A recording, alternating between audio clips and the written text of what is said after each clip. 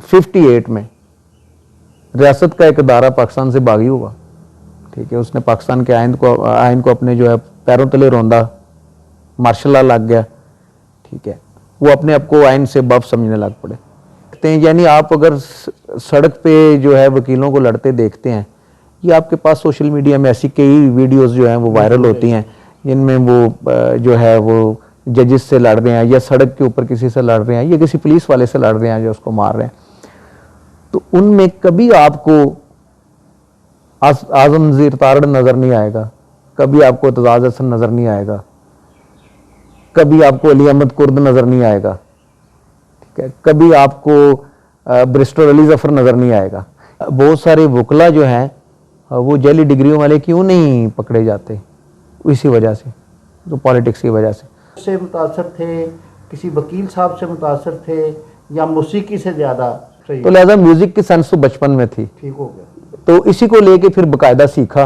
में पूछें वकालत में मेरी इंस्पिरेशन और है, एज अ टीचर मेरी इंस्पिरेशन जो है वो और है। उसके दिल पर भी कड़ी इश्क में गुजरी होगी, नाम जिसने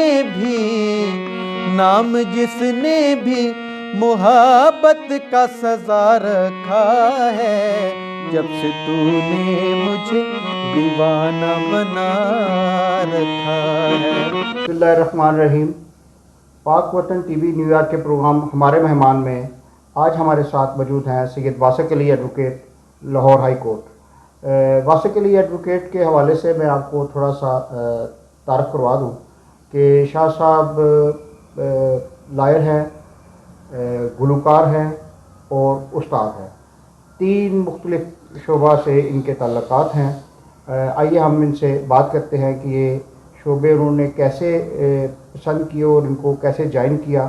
अस्सलाम वालेकुम शाह साहब। अस्सलाम वालेकुम शाह साहब। पहले तो मैं शुक्रिया अदा करता हूँ पाक वतन टीवी का, जिन्होंने मुझे इस काबिल समझा कि इंटरव्यू के लिए सिलेक्ट किया। तो बाकी आपने मुख्तलिफ शोबों की बात की कि लॉ में है और उसके बाद टीचिंग में हूँ।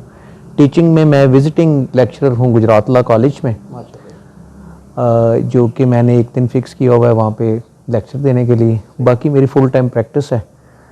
तो उसके अलावा आपने म्यूज़िक की बात की है, तो म्यूज़िक मेरा शौक़ है, तो ये मैं अपने खुश रहने के लिए इसको जो है जारी रखा हुआ है। हम देखते हैं कि सर वकील और वकालत जो है बड़ा इंतहाई संजीदा और क्रिएटिव किस्म का काम है। हर लम्हे के बाद एक नई प्रोटेक्शन आपके सामने आती है, एक नई वो चीज़ आप उसकी जस्तजू में होते हैं जी। वही लॉ जो है वो एक वकील उस पर एक बहस कर रहा होता है और दूसरा वकील दूसरी, और बाज़ का उसी शाम को आप दूसरे कोर्ट में जाते हो तो उसी कोर्ट में आप दूसरे आगो कर रहे होते हैं। जी जी। तो ये इतना मुश्किल काम और इतना क्रिएटिव काम, तो इसमें आपने मौसीकी की तरफ फिर वो बड़ा ही फरूल लतीफ़ा का एक मिजाज उसका धीमा है और ये थोड़ा सा अग्रेसिव शोबा गिना जाता है।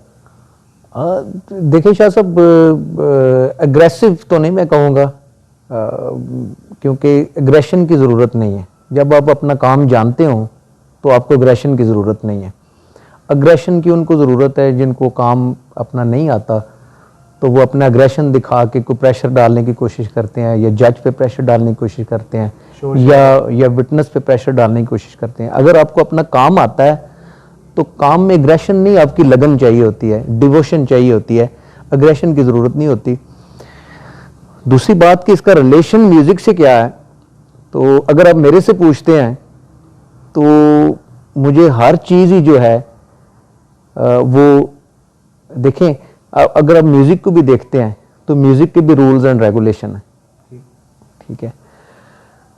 ये ऑब्जेक्ट्स पड़े हैं कमरे के अंदर मुख्तलिफ, ये भी किसी रूल्स एंड रेगुलेशंस के तहत बनाए गए हैं। तो रूल्स एंड रेगुलेशन तो सारी कायनात है, सारी रूल्स लॉ तो सर फॉर्मेट में है कुछ। अगर मुझे देखें तो मुझे सारी कायनात में लॉ नज़र आता है, हर चीज़ में लॉ नज़र आता है और हर चीज़ में म्यूज़िक नज़र आता है। अगर मैं कहूँ कि लॉ में, लॉ की फील्ड में देखें, म्यूज़िक को जब हम डिफ़ाइन करते हैं तो हम यही कहते हैं कि म्यूज़िक एक्चुअली एक ऐसी साउंड है, ठीक है, चाहे वो वोकल है चाहे वो इंस्ट्रूमेंटल है, जिसे आप किसी ख़ास तरतीब में देते हैं तो वो खुशनुमा लगती है और वो आपके जज्बात पर असर करती है। सिमिलरली इसी तरह अदालत में बहस करना भी है। आपकी अदालत में आर्गूमेंट भी जो हैं वो अगर तरतीब से नहीं होंगे तो वो भले नहीं लगेंगे। बेशक आप वही बात कर रहे हैं, दूसरा वकील भी वही बात कर रहा है, वही किताब आप पढ़ के आए हैं, दूसरा वकील वही किताब पढ़ के आया, तो कहते हैं ना कि अंदाजे बयां बात का रंग बदल देता है, वरना दुनिया में कोई बात नई बात नहीं है। यानी आपकी जो तरतीब होगी आपके आर्गूमेंट में, जो आपके आर्गूमेंट में मौसीकी होगी, वो अपने आपके आर्गूमेंट को मजीद खुशनुमा और कन्विंसिंग बनाएगी। तो मैं तो ये दोनों को क्रिएटिव समझता हूँ।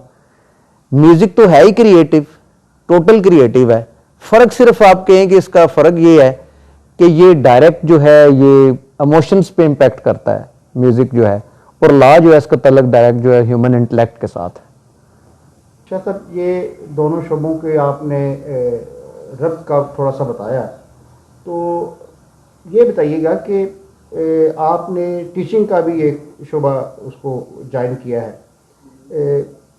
इब्तदाई तौर पे आप कहाँ से, किससे मुतासर कैसे थे? टीचर से मुतासर थे, किसी वकील साहब से मुतासर थे, या मौसीकी से ज़्यादा रग़बत कैसे हुई? शाह साहब, मौसीकी का शौक तो इसलिए पैदा हुआ कि एक उर्स लगता था खारिया में पीर मेहदी शाह साहब का। वो उसमें आपकी वो फैमिली बड़ी, ठीक है, मेरी फैमिली वो मेरे रिश्तेदार थे, रिलेशन थे, मेरी फूफू जो थी उस घर में थी, मकबूल था, बड़ा मकबूल था, तो वो हम बचपन से सुनते रहते थे, तो लिहाजा म्यूजिक की सेंस तो बचपन में थी। ठीक हो गया। तो इसी को लेके फिर बकायदा सीखा, म्यूजिक सीखा, उसको सीरियस ले लिया। तो हाँ जी, सीरियस इस तरह के मैं मतलब चाहता था कि जो मैं वहाँ पे उस्ताद सुनता था, बड़े बड़े उस्ताद क्लासिकल के, मसलन वहाँ पे फ़तेह अली खान साहब, मानत अली, हामिद अली खान, असद मानत अली खान, नुसरत फ़तेह अली खान, ठीक है, इनको सुन सुन के एक जो है एक तो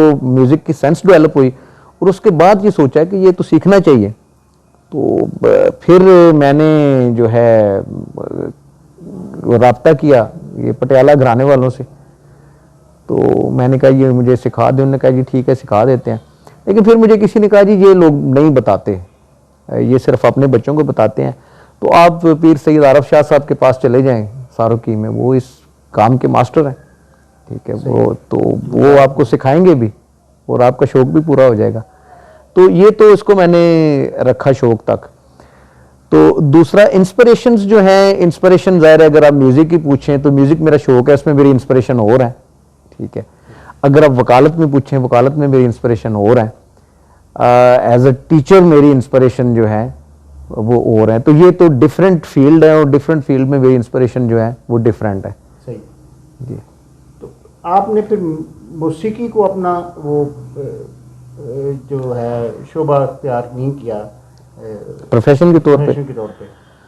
हाँ, ये तो मेरे शौक और हाँ शोबा उसका एक ही हो जाए तो ज़्यादा अच्छा होता है, या उसमें लद ही रखा है उसमें? नहीं, शौक तो अगर देखें तो मुझे शौक वकालत का भी है, यानी मुझे कभी ऐसा नहीं लगा कि मैं कोई काम कर रहा हूँ वकालत करते हुए, ये भी मेरा शौक है। टीचिंग इटसेल्फ मेरा शौक है, ठीक है, और म्यूजिक भी शौक है। अब इसमें सेलेक्ट करना था कि किस शौक को अपने प्रोफेशन बनाना है, सही। तो फिर सेलेक्ट मैंने अल्टीमेट वकालत को किया। हालांकि कोई ममानियत नहीं थी, कोई घर से मना नहीं था कि आपने कौन सा प्रोफेशन इख्तियार करना है, लेकिन मैं म्यूज़िक को इसलिए प्रोफेशन नहीं बनाया क्योंकि म्यूज़िक मैंने एक अपने सुकून के लिए, अपने रूहानी सुकून के लिए इसको रखा हुआ है, लोगों की डिमांड के लिए नहीं। क्योंकि अगर आप प्रोफेशनल होते हैं फिर लोगों की डिमांड पूरी करनी पड़ती है, फिर उस तरह जो म्यूज़िक आपको नहीं भी पसंद वो म्यूज़िक जो है वो आपको गाना पड़ता है, करना पड़ता है। तो मुझे बेसिकली जो है वो क्लासिकल म्यूज़िक का शौक है, तो क्लासिकल म्यूज़िक लेके प्रोफेशन इसको बनाना वैसे भी कोई ब्राइट फ्यूचर वाली बात नहीं थी, क्योंकि खास लोगों का काम है, खास लोगों ने सुनना था इसको, तो इसलिए इसको प्रोफेशन नहीं बनाया। तो शौक तो मुझे ये दोनों शोबों का है, वकालत का भी शौक है और मौसीकी का शौक है। टीचर्स हमारे जो हैं वहाँ से आप किससे ज़्यादा मुतासर हुए? सबसे पहले तो अपनी वालदा से, आपकी वालदा, क्योंकि मेरी वालदा ने यहाँ पे आपको पता है स्कूल बड़ी कामयाबी से चलाया, और मेरी पहली टीचर तो मेरी वालदा है, तो पहली इंस्पिरेशन उनसे है। तो उसके बाद मैं, बहुत सारे टीचर हैं जिनका नाम तो लें तो ख़त्म ही नहीं होता, लेकिन एक टीचर है मेरे कायद-ए-आज़म लॉ कॉलेज लाहौर में, नफ़ीर मलिक साहब, प्रिंसिपल हैं कायद-ए-आज़म लॉ का, एडवोकेट सुप्रीम कोर्ट भी हैं। वो मेरी टीचिंग में इंस्पिरेशन बने। ठीक है, उसके बाद मैं शुक्रगुजार हूँ सईद अली इमरान शाह साहब को, उन्होंने मुझे अपने कॉलेज में मौका दिया और मैं ये भी अपना शौक़ जो है टीचिंग का पूरा करता रहा। शाह साहब, ये देखें, आपने बताया कि टीचिंग के हवाले से भी आपने किया और उस पर आप मुतमईन हैं, मौसीकी के हवाले से भी और वकालत के हवाले से भी। लेकिन अभी हम थोड़ा सा अभी इसके नेगेटिव साइड पे देखें तो जब से इस्लामाबाद में बुकला की एक तहरीक इफ्तिखार चौधरी साहब के हवाले से वो तहरीक चली, तो उसके बाद हमने देखा है कि सड़कों पे, कोर्ट्स में, इवन जजेस हजरात के साथ मिसकंडक्ट जो है वकला का, और उसको आम फैम में एक ख़ास हो गया कि वकला गर्दी। जी जी, ये सारी चीज़ें क्या आपके शोबे को है उसमें, या इसको आप क्या किस नज़र से देखते हैं? देखिए, ये ओवरऑल कल्चर का एक इम्पैक्ट है। ये सिर्फ वकला नहीं, आप देखें कि पाकिस्तान में 58 में रियासत का एक अदारा पाकिस्तान से बागी हुआ। ठीक है, उसने पाकिस्तान के आइन को अपने जो है पैरों तले रौंदा, मार्शल लॉ लग गया। ठीक है, वो अपने आप को आइन से बाप समझने लग पड़े। ठीक है, इसीलिए जब भी कोई ताकत हासिल करता है इस मुल्क के अंदर, ठीक है, या जब उसको किसी मामले में कामयाबी मिलती है और वो पावर गेन करता है, फिर वो अपनी पावर को अपने फ़ायदे के लिए इस्तेमाल करना चाहता है, फिर वो अपने आप को लॉ के अबव समझता है। तो ये प्रॉब्लम वकला में भी आई कि उन्होंने, लेकिन मैं आपको ये बताता हूँ कि कोई भी प्रोफेशनल वकील आपको इस तरह की हरकतें करता नज़र नहीं आएगा। इस तरह की हरकतें, यानी आप अगर सड़क पे जो है वकीलों को लड़ते देखते हैं, ये आपके पास सोशल मीडिया में ऐसी कई वीडियोस जो हैं वो वायरल होती हैं जिनमें वो जो है वो जजेस से लड़ रहे हैं, या सड़क के ऊपर किसी से लड़ रहे हैं, या किसी पुलिस वाले से लड़ रहे हैं जो उसको मार रहे हैं। तो उनमें कभी आपको आज़म ज़ीर तारड़ नज़र नहीं आएगा, कभी आपको एतजाज़ हसन नज़र नहीं आएगा, कभी आपको अली अहमद कुर्द नज़र नहीं आएगा। ठीक है, कभी आपको बैरिस्टर अली ज़फ़र नज़र नहीं आएगा। ये वही वकील होंगे जिनके पास कोई काम नहीं है, ठीक है, या जो इस प्रोफेशन में नाकाम है, और वो अपनी न्यूसेंस पावर जो है वो इंक्रीज़ करने के लिए, या अपनी जो है फ्रस्ट्रेशन को जो है वो वेंटिलेट करने के लिए ये करेंगे। तो कोई प्रोफेशनल बंदा आपको जो है वो ये करता नजर नहीं। ये जो आपने नाम लिए, बड़े बड़े नाम मेरे लिए काबिल एहतराम है, लेकिन क्या इनकी तरबियत में कोई फ़र्क था? कि हम देखते हैं कि जब भी कोई लॉ से फ़ारिग होके आपके पास होता है 6 महीने की, उसके साथ उसने आपके साथ जाना होता है, सीनियर वकील के साथ जाना होता है, और खामोश रह के सिर्फ देखना होता है, सुनना होता है, समझने की कोशिश करनी होती है। तो वो वहाँ से एक अदब का और वो एहतराम का और सारा कि किस तरीके से कोर्ट में जाना कैसे है, आपकी यूनिफॉर्म कैसे होना चाहिए, आपको उठने बैठने का सारा वो तरीका, तरबियत सिखाई जाती है। तो क्या ये वो तरबियत में कोई फ़र्क रह गया था जहाँ पे ये खामी आई? शाह साहब, अनफॉर्चुनेटली हमारा जो एजुकेशन सिस्टम है ना, वो आपको सिर्फ जो है एकेडमिक क्वालिफिकेशन देता है। ठीक है, कि आपने अपने किसी शोबे में जाके पैसे कैसे कमाने हैं, और आपका कौन सा कैरियर आपने चूज़ करना है, सिर्फ इसमें वो मदद देता है। वो आपको इखलाकियात नहीं सिखाता। ठीक है, वो आपको मैनर्स नहीं सिखाता। किस स्कूल में इखलाकियात सिखाई जाती हैं, मैनर्स सिखाए जाते हैं? एक पीरियड भी नहीं होता। ठीक है, तो ये तरबियत तो वो लेके आए होते हैं। ठीक है, और जो इब्तदाई दौर में किसी बच्चे की तरबियत हो चुकी होती है उसके घर से या उसकी स्कूलिंग से, ठीक है, वो इन द लॉन्ग रन चलती है उसमें। तो इस तरह का जो आपकी मोरालिटीज़ का या मैनर्स का, लीगल एथिक्स हम एक मजमून पढ़ते हैं कायदा, लेकिन उसको कोई सीरियस नहीं लेता। ठीक है, उसमें ये सारी बातें मौजूद हैं कि वकील को क्या करना चाहिए क्या नहीं करना चाहिए, ठीक है। इवन वकील की तो एथिक्स जो है वो इतनी स्ट्रिक्ट है कि आप किसी खास साइज से ज़्यादा बड़ा बोर्ड नहीं लगा सकते, आप एडवर्टाइजमेंट नहीं अपनी कर सकते, सही कह रहे हैं। ठीक है। अब हम देखते हैं वकील जो है वो सोशल मीडिया पे लिखते हैं मैंने फलां केस जीत लिया, ठीक है। अगर उस वकील को लीगल एथिक्स का या पंजाब बार कौंसिल का या पाकिस्तान बार कौंसिल के रूल्स का पता है तो उसको पता है ये मिसकंडक्ट है, ये लीगल एथिक्स के खिलाफ है कि आप अपनी एडवर्टाइजमेंट करें। सो इसको प्रोफेशन समझा जाता है कि ये एक बड़ा प्रेस्टिजियस प्रोफेशन है, ये इज्जत वाला प्रोफेशन है। इस तरह प्रोफेशन नहीं इसको एडवर्टाइज किया जाए, ठीक है जी, कि फलां वकील बहुत अच्छा है जी उधर का। आपने कभी देखा है किसी अखबार में कुछ इश्तिहार आया हो या किसी मीडिया पे किसी वकील की कोई एडवर्टाइजमेंट चल रही हो कि फलां वकील बहुत अच्छा है जी उसके पास जाएं? वो इसीलिए नहीं चलती कि ये लीगल एथिक्स के खिलाफ है।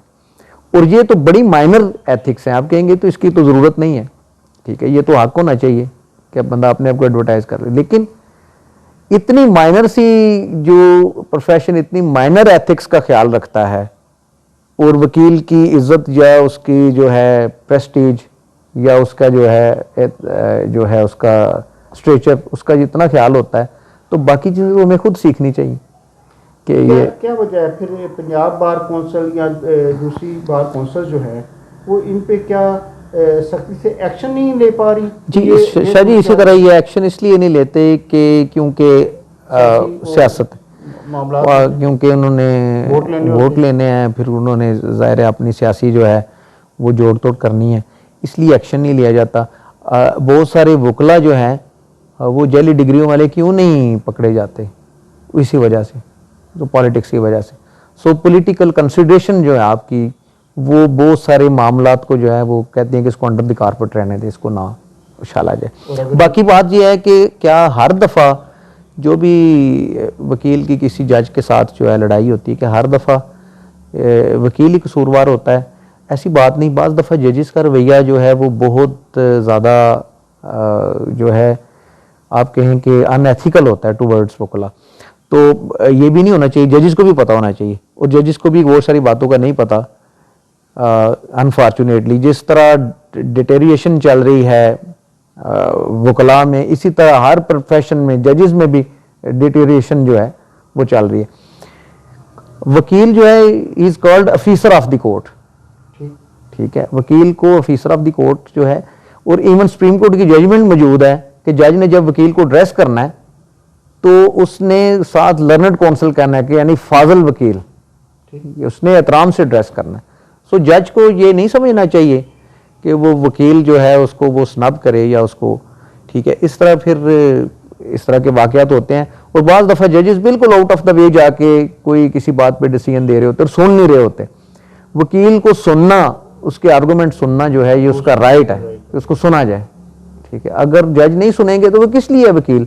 वकील उसको असिस्ट करने के लिए, वकील उसको जो है, इवन पहले जज थे जस्टिस महमूद की मैं बात करूंगा, सर सैयद अहमद खान साहब के बेटे थे, ठीक है, उनकी तो उनका बड़ा मशहूर था। एक दफ़ा एक वकील साहब ने आर्गू किया तो उन्होंने अपनी जजमेंट में लिखा, जज लिखते हैं ना कि वकील ने जो है इस पे आर्गू किया, तो उसने लिखा है कि फलां वकील ही educated me on this subject, ठीक है। हाँ तो जजेस भी जानते थे पहले। तो ये है कि जो इन्हतात है, जो तबाही है, जो यानी हमारा सफ़र जो है वो खराबी की तरफ चल रहा है, बजाय जो है वो एवोल्यूशन और डेवोल्यूशन की तरफ हम जो है। क्या वजह है उसके आगे कोई बैरियर खड़ा नहीं कर पा रहे, या अगर खड़ा करेंगे तो किस तरीके से होगा और कब होगा? शाह जी, बिलीफ ये बन चुका है कि ताकत जो है ये माइट इज़ राइट, ये हमारे यहाँ ये बिलीफ बन चुका है। ये जब तक ये बिलीफ टूटेगा नहीं तब तक ये होता रहेगा। आप शोबे सहाफ़त से तल्लुक़ रखते हैं, आप देखेंगे आप किसी सहाफ़ी पे कोई बात आएगी आप सारे इकट्ठे हो जाएंगे, ठीक है। किसी वकील पे कोई बात आएगी सारे बगैर ये पूछे, बगैर ये इन्वेस्टिगेट किए कि क्या ये गलत है या सही है, क्या ये हक पर है या नहीं। ऐसा क्यों है? ये हमारी अपनी इनसिक्योरिटी है कि कल को हमारे साथ को हुआ कि हमारे साथ सब खड़े हो जाएंगे। अगर हमें इतना यकीन हो अपने कानून के ऊपर कि कानून की अमलदारी है, सही कह रहे हैं, तो फिर ये हमारी पावर है। हम समझते हैं कि हमारी पावर जो है ये हमारा ग्रुप है, ग्रुप तादाद। हाँ, इसलिए हम जो है ये हक सच की बात करने से कतराते हैं कि क्यों हम अपनी प्रिविलेज छोड़ें। यानी अगर मेरे साथ कुछ बुरा होता है या कोई जो है वो मेरा कोई मुझे हक नहीं मिल रहा, तो मेरे वकील भाई अगर मेरे साथ खड़े हो जाते हैं तो मैं क्यों कहूँगा कि मैं वकीलों के खिलाफ को बात करूं, हाँ, या किसी वकील के मैं कहूँ या मैं हक की बात करूं, मैं क्यों करूँगा? क्योंकि मुझे पता ये है कि ये तहफ़्फ़ुज़ मेरा ये है। अगर मुझे ये यकीन हो कि तहफ़्फ़ुज़ मेरा लॉ है या मेरा सिस्टम मेरा तहफ़्फ़ुज़ है, तो फिर ऐसा। इसी तरह जजेस हैं, आप देखें किसी जज के साथ को बात होगी तो जजेस हड़ताल कर देंगे, वो नहीं बैठेंगे, ठीक है, ये बगैर इस बात की ये आप देखें मंडी में वाक़या हुआ, ठीक है, पहले वो वकीलों ने ज़्यादती की, जज साहब के साथ बदतमीजी की, ठीक है, तो उसके बाद वकीलों के साथ क्या हुआ? सिर्फ मीडिया ने तो ये दिखाया ना कि जज साहब के साथ वकीलों ने ज़्यादती की, ठीक है, बहुत सख्त सज़ा मिलनी चाहिए जिनने की, लेकिन उसके बाद क्या हुआ? जो वकील वहां मौजूद नहीं थे, सिर्फ उस ग्रुप के होने की वजह से उनके घरों में पुलिस दाखिल हुई, बगैर वारंट के दाखिल हुई, फिर उनके ऊपर झूठे FIR दर्ज की गई और दहशतगर्दी की दफात लगा। और दहशतगर्दी के पे जो है वो सुप्रीम कोर्ट ने फैसला दे दिया कि दहशतगर्दी वो ही है जो दहशतगर्द करता है, यानी जो दहशतगर्दी की इंटेंशन लेके दहशतगर्द की जाती है। तो जाके जब वकला ने बात की हाई कोर्ट में, उन्होंने कहा सर ये सारा बात ठीक है, लेकिन ये दहशतगर्द की दफात तो खत्म करें, ये इलीगल है। तो जज साहब ने एक जवाब दिया, उन्होंने कहा जी आपने लीगल काम किया जो ये इलीगल है, तो ये तो नहीं बात, ठीक है। जज should follow the law in every situation, ठीक है। तो ये धड़ेबाजी क्यों है? धड़ेबाजी इसलिए है कि हम सबको सेंस ऑफ इनसिक्योरिटी है, इस वजह से हम धड़ेबाजी करते हैं। गुजरात बार में हम देखते हैं कि 28 जून को आज तक वो रिपीट किया जाता है, उसकी बरसी मनाई जाती है, मैं तो यही कहूँगा जी। लेकिन क्या वजह है कि वकला अपने ही बार के केस को उसका डिसीजन नहीं ले सकते? देखें 28 जून जो है 2004 का जो वाक़या था, पहली तो बात यह कि इसमें कोई शक नहीं कि वो वाक़या प्री प्लान था और बार का इजलास चल रहा था और बार के इजलास को सबोताज किया गया, उस पर अटैक किया गया, मुकामी हुकूमत के गुंडों ने अटैक किया, ठीक है, और वकला के जो है वो जो इजलास चल रहा था उसको उन्होंने ख़राब किया, हमला किया, वकला को ज़ख्मी किया, ठीक है। उसके बाद आपने कहा कि इतनी देर होगी, वकील इस पे इंसाफ अपना हासिल क्यों नहीं कर पा रहे? ट्रायल चल रहा है, लेकिन आपको पता कि ये एक उस वक्त का बात है जब जनरल मुशर्रफ जो है एक डिक्टेटर की हुकूमत थी, ठीक है, तो उसके तहत ज़ाहिर है उनका इन्फ्लुएंस था, ठीक है, तो हम फौरी इंसाफ हासिल नहीं कर पाए। उसमें फिर दूसरी बात ये है कि विटनेसेस जो थे उनमें कुछ विटनेसेस की डेथ हो गई, ठीक है, और ट्रायल उसका वो चलता आ रहा है। तो अल्टीमेट जो है ये हमें उम्मीद है कि इसका फ़ैसला होगा और जो रिस्पॉन्सिबल लोग हैं ये इसमें कैफरे किरदार तक पहुंचेंगे। तो बाकी क्यों डिले क्यों हुआ, इसमें बहुत सारी पॉलिटिकल कंसिडरेशन भी शामिल है, इसमें वकला की अपनी भी पॉलिटिकल प्रायोरिटीज़ शामिल है, ठीक है। मैं इसमें वकला को भी ख़ुद को भी सबको कसूरवार ठहराऊँगा कि जो डिले हो रहा है, ये जो क़यादत आती है हमारी हर साल बार में, जो ये उनको भी ये मामला वाच करना चाहिए कि क्या वजह है, क्योंकि ये मैं नहीं समझता, मैं समझता हूँ कि जो इसमें इन्वॉल्व हैं लोग, ठीक है, उनको भी फेयर ट्रायल का मौका मिलना चाहिए, ठीक है। अगर डिले हो रहा है तो ये सिर्फ वकला के लिए नुकसानदेह नहीं है, ये उनके भी राइट्स के ख़िलाफ़ है कि वो जो है इतनी अरसे के साथ वो जो ट्रायल के जो एग्न्यू जो है वो फेस कर रहे हैं। अगर उनमें कोई बेगुनाह है तो उन्हें बरी होना चाहिए, अगर उनमें गुनाहगार है तो उन्हें कन्विक्ट होना चाहिए और इसको जो है वो इसका कंक्लूजन होना चाहिए ट्रायल का। सर इसमें देखते हैं कि मुकामी हुकूमत के हवाले से या मुकामी जो सियासी ग्रुप है ज़ोरलई हाउस का या चौधरी बरादरान का, वो उनको शामिल किया जाता है, लेकिन हर बार हम इलेक्शन में देखते हैं कि शाम को उनके घर पे ही मुलाकातें हो रही होती हैं, उनके घर से ही गाड़ियाँ ली जाती हैं कैंपेन के लिए, और वो जाती हैं और उनके ख़िलाफ़ ही बात की जाती है और बज़ाहिर क्या कहा जाता है कि हमारा उनके साथ कोई सियासी तल्लक वास्ता नहीं है, और उन्हीं की गाड़ियाँ इस्तेमाल करके इलेक्शन कैंपेन और उनके घर से फ़ोन करवाए जाते हैं और वकला वो कामयाबियाँ हासिल करते हैं। फिर ये क्या है? ये खैर इतनी डिटेल का तो नहीं मुझे पता कि गाड़ियाँ आती है, लेकिन है कि इन्वॉल्वमेंट ज़रूर होती है, राब्ते भी होते हैं और अभी भी वो राब्ते करते हैं। और जहाँ तक उनकी बात है, जो चौधरी बरादरान है, चौधरी बरादरान तो इस मामले को काफ़ी अरसे से वो चाहते हैं कि उनके बाहर से मामला जो हैं वो तय हो जाए, वो ठीक हो।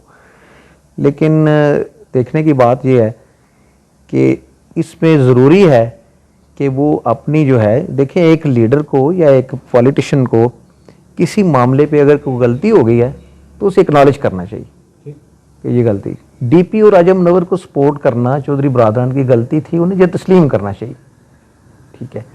Back door policy, back channel policy जो है भी उस वक्त कामयाब होगी जब आप सेटिस्फाई करेंगे एक अदारे को कि जी आपके साथ जो गुंडागर्दी हुई है वो गलत हुई है, हम उसमें शामिल नहीं हैं, हमारी सपोर्ट जो है वो अगर उनके साथ थे किसी वक्त वो डीपीओ के साथ थी तो वो गलत थी और उस पे हम उस पे हम शर्मिंदा हैं, ये उनको कहना चाहिए।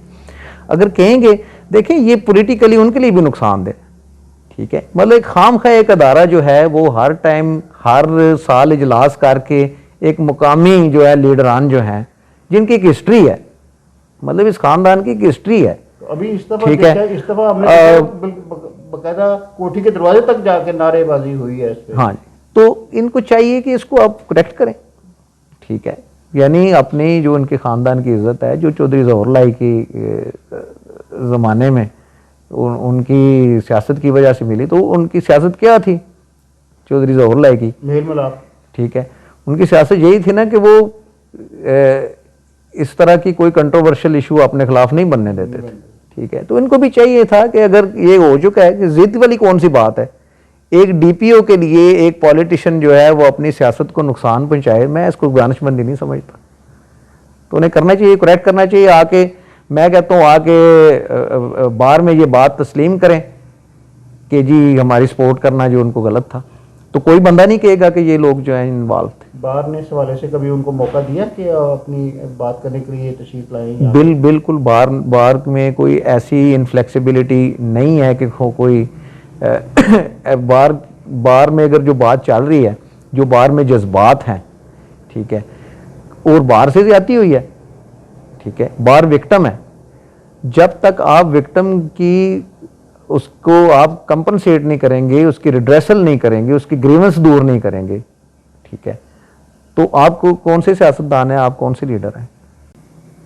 बस सर ये बताइएगा कि आजकल जो महंगाई का एक तूफान है, तो उसके लिए क्या भी शिद्दत वाले लफ्ज़ इस्तेमाल करें तब भी वही है, लेकिन जैसे कि आपकी तबीयत और मिजाज है, तो मैं इस पे इसका फ़ायदा उठाते हुए मैं ये कहूँगा कि वकला का क्या किरदार हो सकता है सिविल सोसाइटी को थोड़ा सा हम्बल करने के लिए। हम देखते हैं कि मेरे पास रोज़ाना खबरें एक दो दूसरे दिन तीसरे दिन आ जाती है कि 5 बच्चों के साथ 6 बच्चों के साथ महंगाई के हवाले से, नाचाकी घर में, आमदनी ना होने की, बेरोज़गारी की वजह से तो लोग खुदकुशियाँ कर रहे हैं।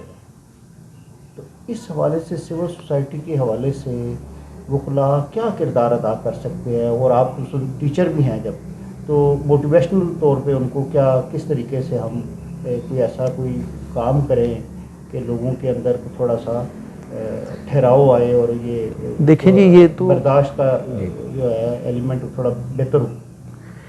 देखिए ये तो मैंने लिखा भी था जब ये आखिर बार पेट्रोल महंगा हुआ है, तो मैंने लिखा था इसका इम्पैक्ट जो है वो बहुत बुरा है और ये एक स्ट्रेस क्रिएट करेगा और लोग जो हैं वो मायूसी की तरफ जाएंगे, खुदकुशियों की तरफ जाएंगे। इसमें कोई स्पेशल ख़ास वकीलों का किरदार तो नहीं, ये सारी सोसाइटी को मिल के किरदार अदा करना पड़ेगा, सारे माशरे को। मैंने तो ये लिखा था कि जब से ये महंगाई ज़्यादा हुई है, मैंने बजाय ये कि मैं अपना हाथ रोक लूँ, मैंने अपने मुंशी का मुंशियाना बढ़ा दिया, यानी जितना मैं उसको पहले देता था मैं उससे उसको ज़्यादा देना शुरू कर दिया ताकि वो स्ट्रेस ना हो। हमें ये ख्याल रखना पड़ेगा कि जो तबका जो है जिसके पास नहीं है या जिसके पास कम है वो किसी खास हद तक स्ट्रेस हो। अगर वो किसी खास हद से ज़्यादा स्ट्रेस होगा तो या खुदकुशी करेगा या आपको मारेगा। ठीक है, तो सोसाइटी को ये बातें समझनी चाहिए कि ऐसा माहौल क्रिएट ना हो कि हैव और हैव नॉट्स में एक झगड़ा शुरू हो जाए। यानी ऐसे लोग जिनके जेब में कुछ नहीं है और जिनकी जेब में कुछ है उनको मारा मारी शुरू हो जाए। तो उसके लिए बेहतर ये है कि जो भी आपका एम्प्लॉय है, जो भी आपके अंडर काम कर रहा है, जो भी आपके रिलेटेड है, ठीक है, आप उसकी आमदन में इजाफा कर दें। ठीक है, खुद कम अपनी लग्जरी कर लें, उसको स्ट्रेस से बचा लें। ये एक स्टॉप गैप अरेंजमेंट के तौर पे इंशाल्लाह हालात बेहतर होंगे, लेकिन जब तक ये स्ट्रेस चलेगी उस वक्त तक तो ये कबाड़ा होगा। और उस स्ट्रेस के अंदर हमें चाहिए कि जो तबका ज़्यादा स्ट्रेस में, ज़ाहिर स्ट्रेस में तो सब आएंगे, मिडिल क्लास आएगी, अपर क्लास भी स्ट्रेस में आएगी नहीं, लेकिन जो लोअर मिडिल क्लास है या जो मिडिल क्लास है हमें एहसास करना चाहिए। और जब तक गवर्नमेंट के पल्ले कुछ नहीं है, ठीक है, हमें अपनी मदद आपके तहत जो है लोगों की स्ट्रेस कम करने की कोशिश करनी चाहिए। अगर कोई वकील जो है वो पहले एक उसने फीस का म्यार रखा हुआ है, ठीक है, तो उसे चाहिए कि इन हालात में बजाय अपनी ज़रूरियात देखने के लिए, अगर वो वेल ऑफ है तो उसे चाहिए कि इसमें भी रियायत करे। डॉक्टर अपनी फीसों में रियायत करें। यानी जो प्रिविलेज तबका है सोसाइटी का उसे चाहिए कि वो अपनी लग्जरी को छोड़े, कुछ देर के लिए छोड़े, कुछ देर के लिए कंप्रोमाइज करे। हाँ, अपनी लग्जरी यानी अपनी, अगर मैं यहाँ पे 2 किलोमीटर में कचहरी है, ठीक है, अगर मैं गाड़ी पे नहीं जाऊंगा तो मेरी इज्जत में कोई कमी नहीं आ जाएगी। मैं बाइक पे चला जाऊं या मैं साइकिल ले लूं, ठीक है, ये भी लोगों का हेजिटेशन जो है खत्म होनी चाहिए। पता नहीं लोग क्यों, देखिए तरक्की याफ्ता मुल्कों में जो है वो साइकिल अभी खत्म नहीं हुई, तो हम तरक्की पजीर मुल्क में हम साइकिल पे जाना अपनी तो इन समझते हैं। ठीक है, तो मैं तो ले रहा हूँ साइकिल, मैं साइकिल पे जाया करूँगा। एक तो अच्छी एक्सरसाइज हो जाएगी, सेहत के लिए अच्छा होगा, और दूसरा बचत होगी। और जो मुझे बचत होगी वो मुझे चाहिए कि जो स्ट्रेस तबका है मैं उसके लिए कुछ कोशिश करूँ। ठीक है, अल्टीमेट तो हुकूमत की जिम्मेदारी है, लेकिन जब तक हुकूमत जो है वो फेल्ड है या कुछ कर नहीं पा रही या कर्जों का बोझ तले है या आपका जो है वो ट्रेड डेफिसिट जो है वो बहुत ज़्यादा बढ़ गया है, तो फिर प्रिविलेज तबके को चाहिए कि वो अपनी लग्जरी को जो है वो रिड्यूस करे, उसको थोड़ी देर के लिए कुर्बानी दे। हम पता नहीं कुर्बानी देने के लिए तैयार नहीं है। कुर्बानी दें तो हो सकता है कुछ, ये मुमकिन बात नहीं है कि हाँ, सब कह रहे हैं कि आने वाले दिनों में जो हालात जा रहे हैं शायद हम श्रीलंका की तरह उस तरफ से जा रहे हैं। इतने बुरे हालात के लिए वो करना और उसकी जो तरफ राग़ब करना, ये कोई है? देखिए, मैं ना इमरान खान साहब की बात को सीरियस लेता हूँ, ना मैं शहबाज शरीफ की बात को या मरियम नवाज़ की। उसकी वजह ये है कि इन लोगों ने जब भी बोलना है इनके पेश नज़र अपनी पॉलिटिकल प्रायोरिटीज़ होती हैं। ठीक है, इस बात का क्या असर होगा, ठीक है, हमें पॉलिटिकली इसका क्या फ़ायदा होगा, दिल से जो लोग बात नहीं कर रहे होते। हमें बहुत गलतफहमी होती है कि इमरान खान दिल से बात कर रहा है या मरियम नवाज दिल से बात कर रहे हैं। ये पॉलिटिकल लोग हैं, इन्होंने वोट लेना है, अपने विजन में देख हाँ, रहे उन्होंने देखना है कि अवाम जो है क्या इस बात से हमारे साथ आती है, क्या ये बात पॉपुलर है, क्या अवाम इस बात का असर लेगी नहीं लेगी, ये कंसिडरेशन है। इसके अलावा और कोई कंसिडरेशन नहीं है। इवन एक दफ़ा वो अपना गरेबां चाक में जस्टिस जुवैद इकबाल ने लिखा है कि मैंने भुट्टो साहब से पूछा कि सर ये इस्लामिक सोशलिज्म क्या होती है, तो उन्होंने कहा जी सर आप भी प्रोफेसर ही हैं। मैंने कहा जी प्रोफेसर किस तरह? मैंने कहा जी बात देखें, यहाँ पे जो है ना वेस्ट पाकिस्तान, यहाँ पे लोग इस्लाम को बड़ा पसंद करते हैं, ठीक है, तो ईस्ट पाकिस्तान में इस टाइम सोशलिज्म की तरीकें जो है वो चल रही हैं, वो माइल हैं उसकी तरफ। तो मैंने इन दोनों को इकट्ठा कर दिया, मैंने वोट लेने। आप किस बात पे सीरियस हो गए? आप प्रोफेसर ही। तो ये पॉलिटिशियंस की अपनी कंसिडरेशन होती है कि उन्होंने मदीने की रियासत, रोटी कपड़ा मकान, ये वो सारी ये एक वोट लेने के टैक्टिक्स हैं। सीरियस नजरियाती लीडरशिप पाकिस्तान में पैदा नहीं हुई, अनफॉर्चुनेटली नहीं हुई। तो भुट्टो साहब बहुत बड़े लीडर थे, उनमें सारी सलाहियतें थी, लेकिन वो भी अपनी सलाहियतों को जो है वो बुरुएकार नहीं ला सके। सिर्फ अपनी पॉलिटिकल कंसिडरेशंस की वजह से। अब भुट्टो साहब ने जो अब जहाँ पे शुरू किया था लैंड रिफॉर्म्स, अगर वो कर जाते तो ये पाकिस्तान की किस्मत चेंज हो जाती। ये जागीरदारों से ज़मीनें ले लेते, हमारे हालात और होते। लेकिन चूँकि नारा उनका ये था, उसमें भुट्टो साहब भी नाकाम रहे, थोड़ा सा शुरू किया, नहीं कर सके। वो तो फिर उसको उस दिन उन्होंने मामला तय होने के बावजूद ज़िया का एक्शन आ गया, तो उसमें सारे नहीं, सो ज़िया के इलेक्शन से पहले भी मतलब उन्होंने 6 साल हुकूमत की है, तो कोई खातर ख्वाह कामयाबी उन्होंने लैंड रिफॉर्म्स में हासिल नहीं की। लॉज बनाने के बावजूद उन पर अमल नहीं हुआ। और इंडिया ने जो है वो शुरू में कर लिया था, नेहरू साहब ने लैंड रिफॉर्म कर ली थी।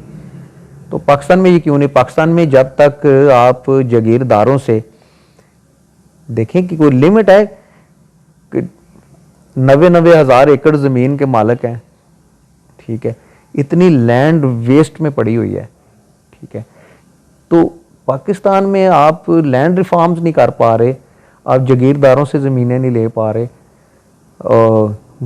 आपकी बहुत सारी ज़मीन जो है वो DHAs की नज़र हो रही है। वो तो ज़रूरी ज़मीन हो रही है ना, तो अगर बंजर ज़मीन होती फिर तो कोई फ़ायदा हासिल हो रहा होता।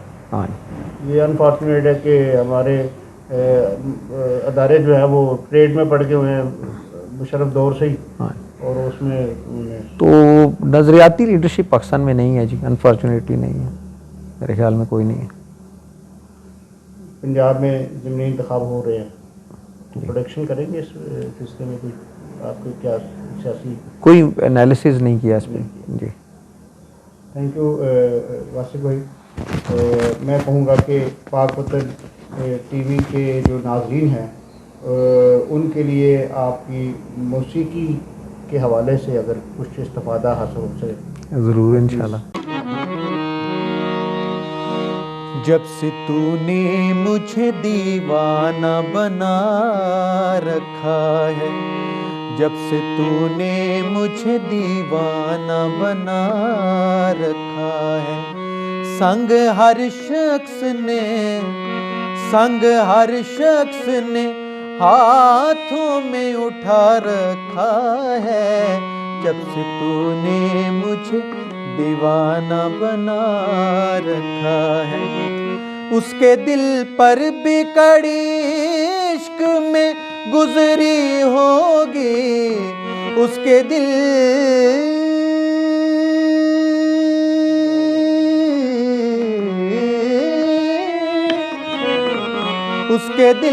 पर भी कड़ी इश्क में गुजरी होगी। नाम जिसने भी मोहब्बत का सजा रखा है, जब से तूने मुझे दीवाना बना रखा है। पत्थरों आज मेरे सर पे बरसते क्यों हो, पत्थरों आज मेरे सर पे बरसते क्यों हो, बरसते क्यों हो, बरसते क्यों हो। पत्थरों आज नी ने रे सारे नी दा रे सा पा दा नी सा, नी ने रे सारे नी दा दा दा दा दा दा दा दा दा दा दा रे सा रे सा रे सा रे सा। पत्थरों आज मेरे सर पे बरसते क्यों हो, मैंने तुमको भी कभी अपना खुदा रखा है, जब से तूने मुझे दीवाना बना रखा